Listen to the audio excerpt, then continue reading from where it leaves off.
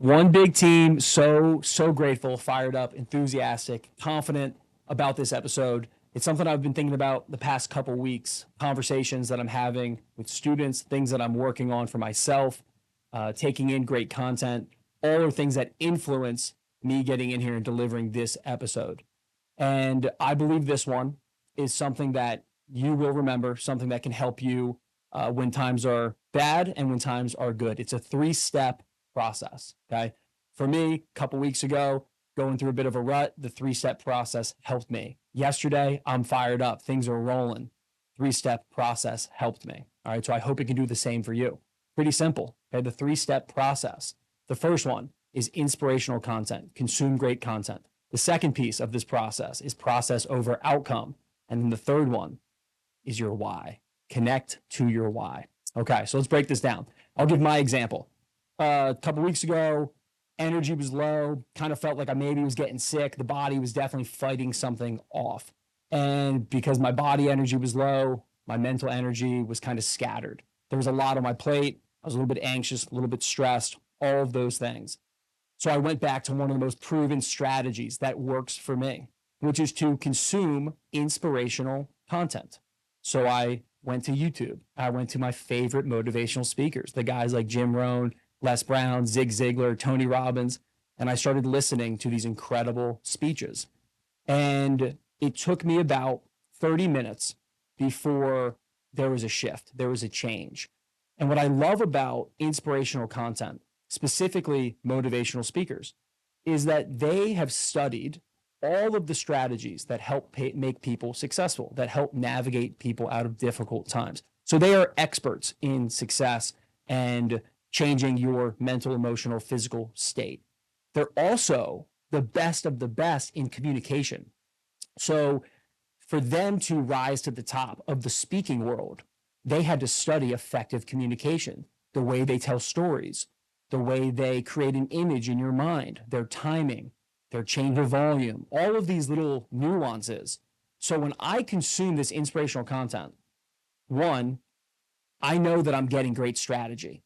And sometimes all it takes is the strategy to get back on the right track. And then I also am listening and studying how these people communicate, and they're so effective. They're so good at it. They can reach us so quickly because that is their craft. That is their art. And for me, I'm 30 minutes in and I heard Jim Rohn say something and it helped me big time. And he said, if you're doing something great, don't expect it to be easy.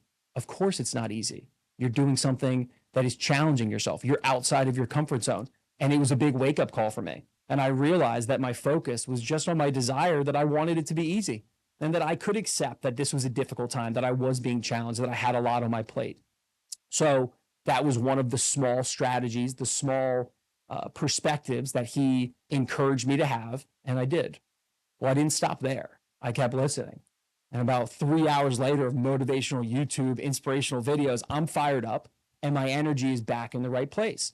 And it put me into the next part of this three-step process, which I define and any great coach will call process over outcome. So often we are distracted. I'm guilty of this every day, but I do my best to come back to the present moment.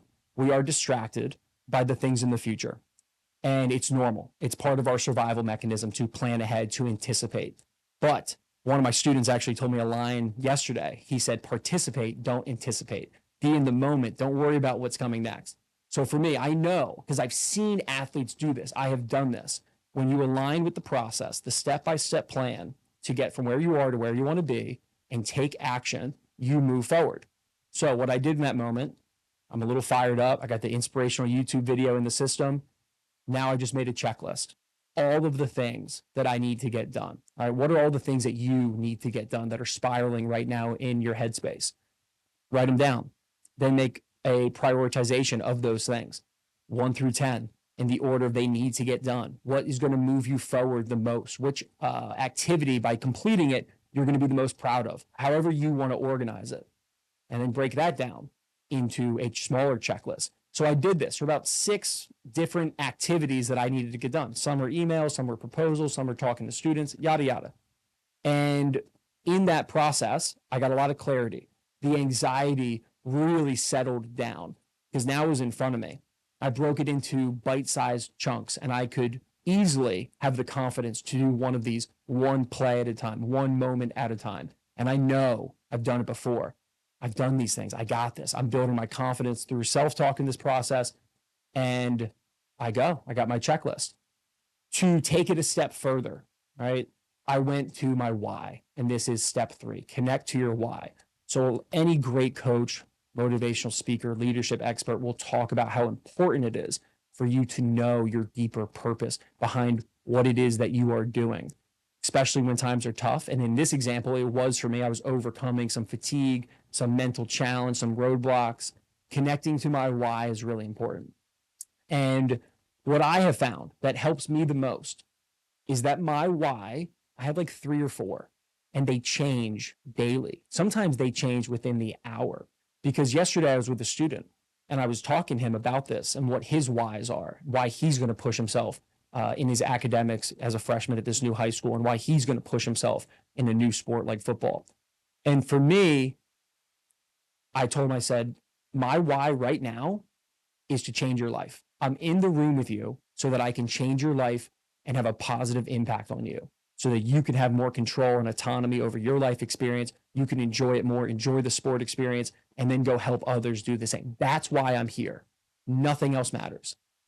But earlier in the day, when I had to do some marketing for the academy and I'm responding to emails and doing some of the back end things, I'm not really motivated by those things. I'm motivated by building a business that hopefully can continue on for many years and give me a lifestyle that I'm at peace with, so that I can live my own personal dreams and help a lot of people in the process. Some days for me, and I recommend this for a lot of students, some days my why is to make my parents proud. And that motivates me when things are difficult, when I feel like giving up, or I feel like taking, easy street and not doing what is required for me to have success. I remind myself of what they have sacrificed for me to pursue this career, and what they did for me when I was my whole life, even to this day. So when you do those 3 things, and we're going to kind of dive into each of those, I find I end up in a great, clear, emotional, mental state that sets me up to take immediate action with a lot of positive energy. All right. So I first go to the content. I'm consuming great content. I get a little fired up. Maybe I pick up a strategy. All right. Energy, shift change. I focus on better things. Then I go process over outcome. What is it that I need to do right now? I make my checklist, organize, good to go. And then I think, to why am I going to do these things to the best of my ability? And then I take immediate action. So one of my favorite perspectives on consuming inspirational content, I heard Brian Cain say this, maybe he got it from somewhere else, but it was, if you only brush your teeth once a week, your breath is going to smell terrible and nobody's going to want to talk to you. And it is the same for your attitude. And how can you impact your attitude in a positive way? And it's through consuming great content, consuming inspirational content. If I can consume inspirational content twice a day, and that's a part of my process, I know the benefit because I've been doing this for years. And I'm going to talk about content consumption in a second. That is a great place to go to build in inspirational content into your daily life. Think about it like brushing your teeth twice a day, in the morning, at night. I always watch this YouTube channel that pumps out motivational content. I always listen to the One Big Team podcast because you're getting a ton of inspirational knowledge there. And that is something that I decided was going to be a priority for me personally right after I graduated college, 2016, first job, training kids at the gym, the grind. Shout out to my guys who listen, who I train there. And I'm driving to the gym every morning, 5:30 in the morning. And I just had clarity. What I consume is changing my brain and my mindset every day. It just hit me. And I knew it intuitively. I knew it from the research that I had studied, the books that I read, and I made a decision. I'm going to consume great content from here on out while driving, specifically only podcasts, audiobooks, motivational speeches. And I did that. And I've shared this story before. It took me no longer than a few months to realize the difference in my energy and my attitude. After about a year, I realized that the conversations that I was having with my athletes was much different. I was much more willing to dive into deeper topics and share my opinion on character development, mindset, confidence, leadership, and help them. I was much more equipped to help them because I listened and consumed better content. And then after 3 years, I realized I'm a completely different person. And after now 7 or 8 years since that, I am a subject matter expert in a lot of the things regarding personal development and mindset. And it is because of the content that I've consumed, the books that I've read, the videos that I've watched. And I say that with all the intention to continue to learn and always have a beginner's mind. But I am confident that that approach worked for me, and I want to encourage other people to do it. So, can you build 2 blocks a day, 10 minutes in the morning, 10 minutes at night to consume inspirational content, educational content on the subjects that you love so that it can help you stay in a more elevated state? Content that you consume can also be music. There's a couple songs, one of my favorites. This one always gets me into a great state. Ramble On by Led Zeppelin. I don't know what it is, but man, that thing hits for me. And the other day I was driving home, I had some anxiety going on and I was a little bit racy thoughts, did some breathing, did some mindfulness. And I said, yeah, I'm going to consume some great content. And I wasn't really in the mood to listen to somebody else speak. I wanted to hear some music, Ramble On. I popped on, listened to it probably 3 times in a row, jamming out on the highway. It was a blast. That really helped me for the content we consume. Also books, the 7 Spiritual Laws of Success by Deepak Chopra. I go back and read that. Gosh, it's rare if I don't open it up at least once a month.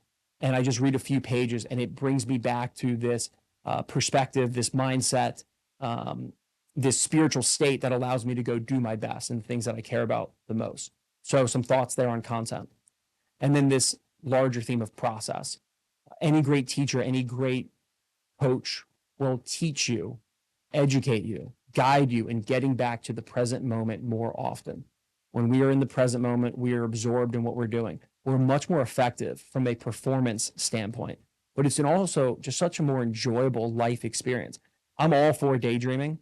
I'm all for visualizing optimistic scenarios, writing a book on it. Like, I love thinking about the future in a great way, but there's nothing sweeter and more special than the present moment. In our world, we're getting more and more distracted.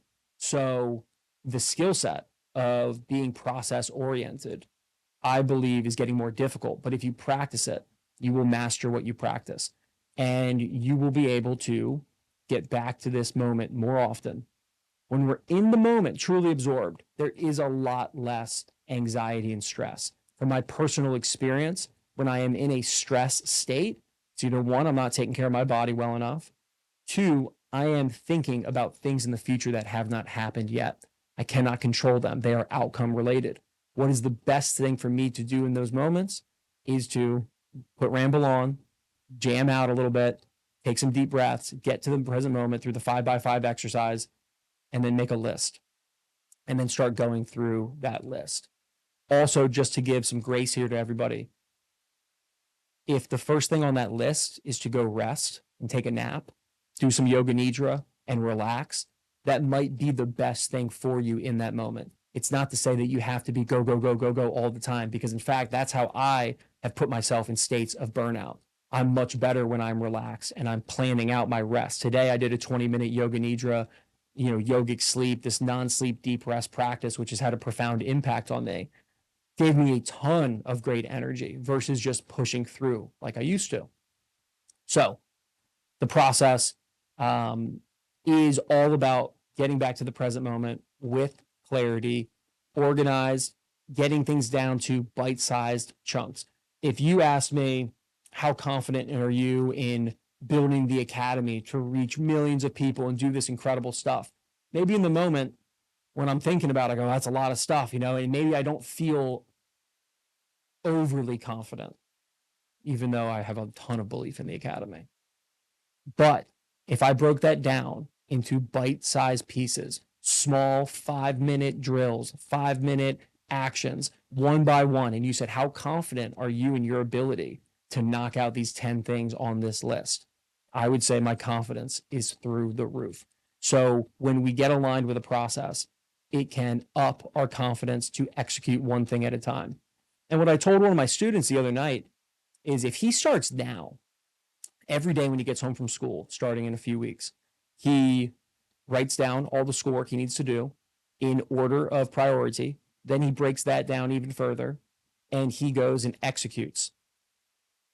By the time the spring comes around and he's in lacrosse season, he would have had, gosh, hundreds of reps of telling himself and proving to himself that he is a process oriented person.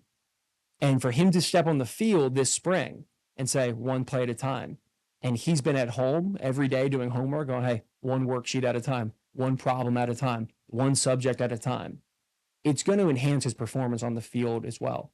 Something I heard when consuming great content, the great Jim Rohn, he said, nothing stands alone. Everything affects everything. And it's so true. So if we implement more of these strategies, they're going to have a ripple effect in all areas of our life. And I've seen that for myself. And I've seen the lack of strategy affect all areas of my life over the years as well. Consuming great content. I heard this the other day and it helps me so much. Your mistakes, overcoming failures is what qualifies you to help somebody else. And I realize now that my biggest mistakes are the things that I've learned the most from, and I am uniquely positioned to help a lot of people because of those things. So again, if I didn't hear the right content at the right time, would I have found myself with that perspective, which helped me navigate from an uncomfortable emotion to a more neutral emotion. And then from a neutral emotion, I was able to take action and then get back to a state of confidence, productivity, optimism, the place where I really love to be. Going back to this why. Why am I even doing the podcast? And it's easy for me because I do have this burning desire to help as many people as I can. I want to develop my skill set as a speaker, as a communicator. I want to grow the academy, the services that we provide. I want to have a lifestyle where I can reach a lot of people and know every day I'm helping. It's a no-brainer for me. That's why I do it. And I was thinking about that on the drive over, and I was a little bit scattered on how this episode was going to go. But as I went through this kind of process and I really laid into the why am I about to go into the studio? Shout out the creative scene always. And why am I going to go into the creative scene and deliver this message? And to be able to take a few moments to connect with that has allowed me to step into this seat today and deliver what I hope has been an impactful message for you. So these 3 steps, right? This 3-step process. What a beautiful thing. Consume great content, get process oriented, process over outcome, connect to your why. All right. If you can do those 3 things every day, I would be shocked if you don't find yourself much more productive, much more elated, finding yourself in states of more gratitude and bliss because you're taking care of what needs to get done in a way that feels good to you.